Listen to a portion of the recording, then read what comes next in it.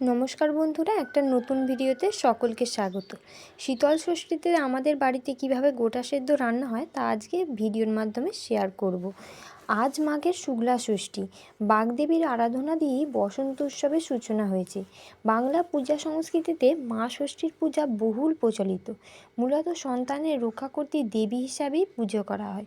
সাংসারিক মঙ্গল ও শরীর স্বাস্থ্য যাতে ভালো থাকে তার কামনাতেই পালন করা হয় শীতল ষষ্ঠী ব্রত। সকালের দিকে বাগদেবীর পূজা মিটে গেলেই বিকেলে পরিষ্কার হাঁড়িতে শুরু হয় গোটা রান্না। গোটা সেদ্ধ উপকরণে থাকে 5 ধরনের কলাই: মটর কলাই, ছোলা কড়াই, বিরি কড়াই, মুগ কড়াই। এছাড়াও সবজি হিসাবে ব্যবহার করা হয় গোটা শিম, শীষ পালং, সজনে ফুল, রাঙা আলু, পুঁই শাক, বেগুন, মটরশুঁটি। বসন্ত পঞ্চমী তিথি কেটে গেলেই শীতল ষষ্ঠী।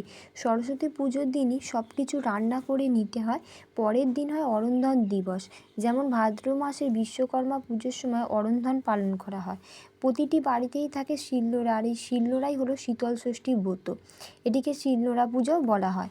আগের দিনে রান্না করে পরের দিন খাওয়া হয় বলে এই প্রথার নাম রয়েছে শীতল ষষ্ঠী। আসলে শীতল ষষ্ঠী যেই বাড়িতে পালন করা হয় সেই বাড়িতে সরস্বতী পুজোর দিন কোনো রকম রান্না হয় না, রান্নাঘর ছুটিতে থাকে। আর গোটা সেদ্ধ প্রসাদ হিসাবে আত্মীয়র বাড়িতে দেওয়ারও চল রয়েছে। সব কিছু এই দিন ঠান্ডা খেতে হয়। বসন্ত পঞ্চমী থেকে শীতের অবসানের সঙ্গে সঙ্গে আগমন হয় বসন্ত ঋতুর। ঋতু পরিবর্তনের সঙ্গে সঙ্গে বিভিন্ন রকমের রোগ ব্যাধি, বিশেষ করে বসন্ত রোগের প্রাদুর্ভাব দেখা যায় এই সময়। তাই বর্তমান এ সময়ে রোগ জীবাণুর হাত থেকে বাঁচানোর জন্য গোটা সেদ্ধ খাওয়ার বিশেষ ভূমিকা রয়েছে।